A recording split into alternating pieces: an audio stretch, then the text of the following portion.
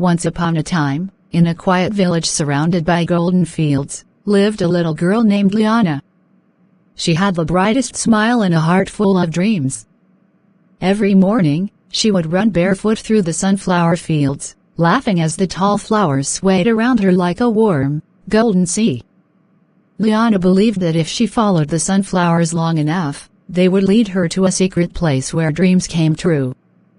Every day after school, she would chase the sunset, her long hair flying behind her like a ribbon in the wind. The villagers often smiled at her innocence but gently warned her, "Dreams are lovely, dear Liana, but life is not a fairy tale." Yet, Liana never gave up. She trusted the whispers of the wind and the songs of the sunflowers. One evening, as the sky burned orange and purple, Liana reached the edge of the fields, and there, hidden among the wildflowers, she found a small, forgotten garden. In its center stood a tiny, broken fountain, where water still barely trickled, sparkling in the fading light. It wasn't a palace or a land of magic. It was simple. But to Liana, it was perfect. She spent her days planting new flowers, fixing the fountain, and singing to the butterflies that visited her secret garden. Years later, that small garden bloomed into a paradise.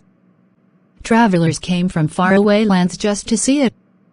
And at the heart of it all was Liana, the girl who never stopped chasing sunflowers, and who, by believing in her dreams, made her own magic real. Once upon a time, in a small village surrounded by green fields and golden sunsets, there lived a boy named Armin. Armin was not like other children. While others dreamed of becoming kings or warriors, Armin dreamed of planting trees and building homes for the poor. Every morning, he would walk barefoot to the river, carrying a little book where he wrote all his dreams. Though his clothes were old and his meals were simple, his heart was full of hope and kindness. One day, a terrible storm hit the village. Trees fell, houses broke, and people lost everything they had. While many cried and waited for help, Armin picked up a broken stick, tied a cloth around his head, and started helping.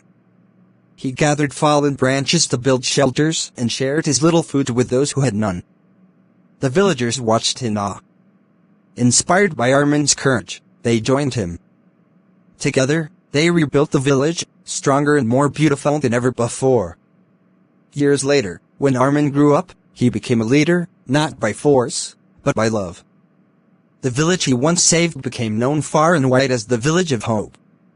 And every time the sun set behind the golden fields, the people would tell their children the story of a little boy with a big heart, Armin, who taught them that even the smallest hands can change the world.